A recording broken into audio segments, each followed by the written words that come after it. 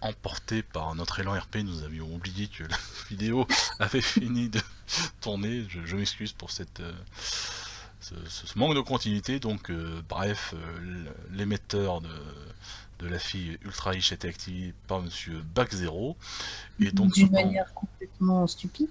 voilà, hein, qui répugne totalement Ita, forcément, en sa qualité d'ingénieur informaticien. Et nous nous rendons donc où elle est, dans une pharmacie. Est-ce que tu as toujours suffisamment d'argent pour te rendre au sud de la ville? Oui, tu as plus de 20 EB, donc c'est bon. Ah, parce qu'il faut que je... Oh là là, mon dieu. Bah, les transports, c'est pas gratuit, dis donc. Eh ben, ils auraient pu faire ça dans le futur, au moins. Vous utilisez une nouvelle fois le réseau souterrain. Le guichet automatique avale votre carte et vous confirme le droit d'utiliser les transports jusqu'au sud de la ville, après vous avoir débité la somme de 18 EB très précisément. Ah ouais, bah faut que je compte alors. Il y a encore quelques années, il était possible de resquiller sans trop de problèmes, mais avec les nouveaux mécanismes à l'entrée du réseau, couplés à toutes les techniques de surveillance électronique, mieux vaut payer son titre de transport. Et je peux pas avoir une voiture, tout simplement, parce que... Enfin, ou un truc, je sais pas, un overboard, n'importe. Heureusement, la zone dans laquelle vous souhaitez vous rendre est desservie. En effet, ce réseau souterrain ne couvre que 40 à 50% de la ville. Le centre corporatiste n'est plus accessible depuis 2 ans, le temps à laquelle une bombe a explosé dans les fondations du siège social de la société Viacom. Quant aux stations se trouvant à l'extrême périphérie, elles sont depuis bien longtemps été abandonnées. Aux gangs qui se disputent les territoires extérieurs, toutes ces parties étant d'ailleurs appelées la zone des combats. Le trajet se passe sans histoire, vous remontez à la surface à moins de 100 mètres de l'adresse recherchée. Ah, c'est vraiment juste pour appuyer, voilà, c'est vraiment pourri dans le futur, hein, les riches, la drogue, les meurtres, les gangs. Vous arrivez en vue de votre objectif et c'est probablement maintenant que les choses sérieuses vont commencer. Être arrivé jusqu'ici est déjà une bonne chose et vous pouvez augmenter votre score de 2 points. Ah, c'est que maintenant, bah dis donc, ça va être Mon long score là. de quoi? Oui, mais mon score de quoi? Bah, ton score là. Si elle se trouve que tu retrouves la fille, c'est 10 Ah points. ouais, d'accord. Ah oui, bah et donc. Bon, bah 2-0, je passe à 2, youpi. Il est maintenant temps d'étudier soigneusement la situation. L'immeuble qui vous intéresse semble encore solide. Pourtant, l'exception du rez-de-chaussée est occupé par une pharmacie curieusement éclairée et apparemment ouverte alors qu'il doit être pas loin de 5 h du matin. Le reste du bâtiment semble abandonné. Tu n'as pas d'œil cyberoptique qui était l'objectif. Tu peux donc attendre et observer les allées et venues ou te diriger vers l'entrée de la pharmacie. Bah non, je vais y aller, hein, de toute façon. Lorsqu'il vous aperçoit, l'homme derrière le comptoir de la pharmacie se dresse et vous regarde approcher, l'air visiblement surpris. Vous n'avez plus vraiment d'autre choix que de rentrer. Allez vous diriger vers le comptoir, ou examiner la pièce en faisant semblant de chercher quelque chose dans les rayons.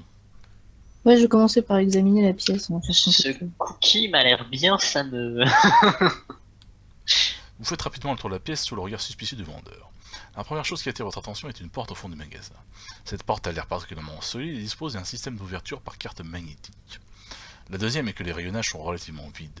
Vous essayez de prendre une des rares boîtes qui traînent et vous vous apercevez alors qu'elles sont non seulement rares mais aussi complètement vides. À ce moment, un bruit familier, celui du chargement d'un fusil à pompe, vous rappelle que vous n'êtes pas seul dans la pièce. Bon, ça suffit. Dégage d'ici, t'as rien à faire là. Cette boutique vient de fermer.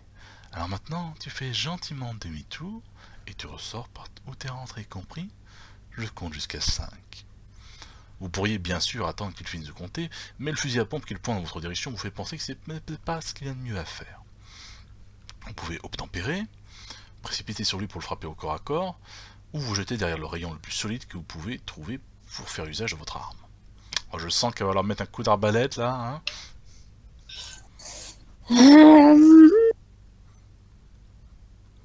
Allez-y, t'as un coup d'arbalète ou utiliser ses lames.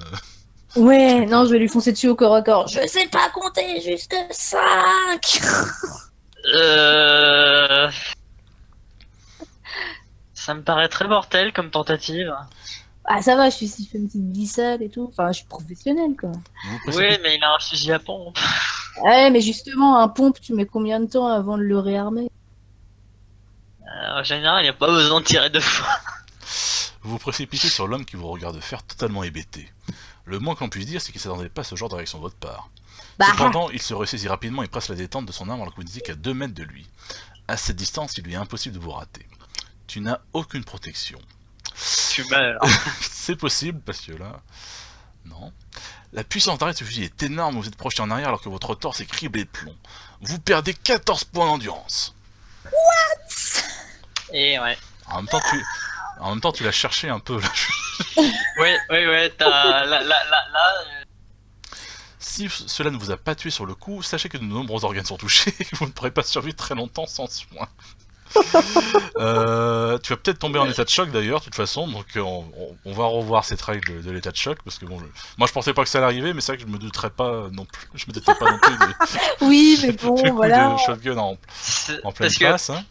c'était un peu cuit là, que si tu lui fonçais dessus, il allait te cramer la gueule. Oh, mais je pensais que j'aurais été un peu plus rapide que ça. En général, les réflexes entre faire 5 mètres et presser une détente, faut être très rapide. Alors je lance le dé. Voilà, donc tu arrives quand même, tu surmontes la douleur avec un effort totalement surhumain. On te vide de ton sang. Tout en notant que tu as un malus de 3 points à tes totaux d'habileté tant que ta blessure n'est pas soignée, hein, parce que bon... Je suis dans Je une vais- pharmacie, ça tombe bien. Oui, mais Je il vais n'y a, dans une merde noire. y a pas de... Y a pas de médicaments dans cette pharmacie. Alors tu peux tenter de riposter ou de te soigner, sachant que t'as rien pour te soigner. Bah, du coup, je vais riposter. Hein. Vous parvenez tant bien que mal à vous mettre à l'abri derrière l'un des rayons, l'homme sifflote et s'approche tranquillement, persuadé qu'il va pouvoir vous achever sans problème. Dégainez votre arme et prouvez-lui le contraire. Oui. Ça va être chaud là quand même. Hein. T'as combien de points de vie déjà? 20? Bah, Bah, là, vraiment, j'en- ça fait 6, hein, voilà. 6. Je ne sais plus compter. Donc il te reste 6 points. Alors, heureusement que t'as l'arbalète, hein, parce que c'est à peu près ta seule chance de t'en sortir. Voilà, ouais, faut lui faire un one shot, hein, sinon c'est lui qui te... Donc je calcule le jet d'initiative. Donc tu as l'initiative, quand même. Et voilà, donc... oui, bon, si, c'est facile, comme t'as l'initiative, il suffit que tu... Ah oui, mais quand même, attends. T'avais 9, plus le bonus, ça fait 10, moins 3, t'as 7 en habileté, voilà. Distance, oui. Hein? À distance, oui. Ouais, distance, oui, donc il faut que tu réussisses avec seulement 7 points d'habileté pour... Attends, je revérifie les règles, hein, quand même, parce que... Ouais, Ah, mais c'est pas... ah oui, non, je croyais que j'avais appuyé sur le bouton, mais non. Bien, donc après cette attaque héroïque, on va voir si ça marche. Lance les dés. Ouais. 3. Bravo, là, il s'y attendait pas du tout, il est hébété en voyant l'arbalète pointer vers lui, il n'a pas le temps de tirer, et la fléchette s'insinue dans son cou, et tu le vois trembler, tomber à terre, et cesser de respirer quelques secondes plus tard.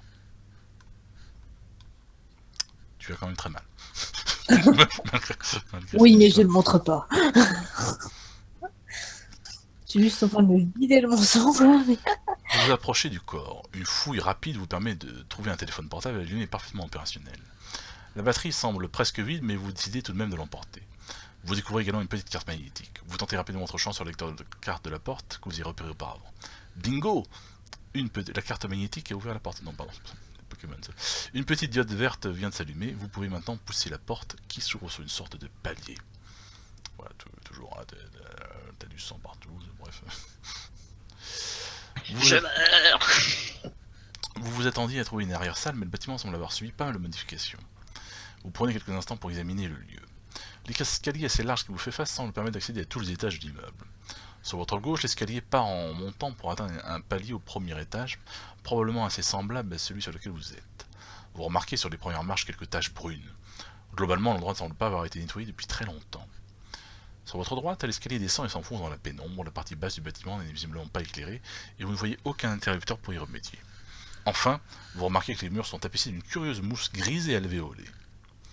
Vous pouvez monter l'escalier pour atteindre le premier étage, ou vous pouvez les descendre pour ce qui renferme les étages intérieurs. Vous pouvez aussi inspecter les murs de plus près, en vous disant que le plomb dans le foie, ça fait vachement mal. Bah... Je vais regarder les murs, même si je vois pas trop l'intérêt. Mais... C'est peut-être des substances curatives. Vous vous approchez des murs. La mousse ne semble pas pouvoir jouer le rôle d'un isolant thermique. Ce serait plutôt... Soudain, la forme alvéolée vous fait penser à autre chose. Il doit s'agir d'un isolant phonique. D'ailleurs, l'endroit est effectivement très silencieux, et tellement silencieux qu'on va arrêter cette vidéo maintenant.